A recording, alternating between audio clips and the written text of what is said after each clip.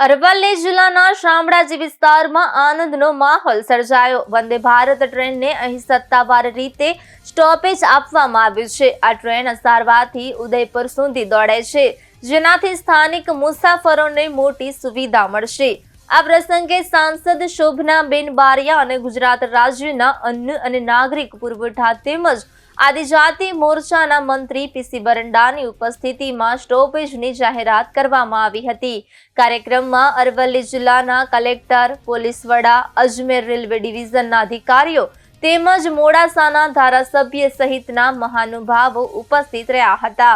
આ કાર્યક્રમ દરમિયાન રેલવે સ્ટેશનથી શામળાજી મંદિર સુધી બસ સેવા પણ શરૂ કરવામાં આવી હતી, જેને લીલી ઝંડી આપી રવાના કરવામાં આવી। આ બસ સેવા ટ્રેનના સમય અનુસાર ચલાવવામાં આવશે, જેથી મુસાફરોને વધુ સુવિધા મળશે।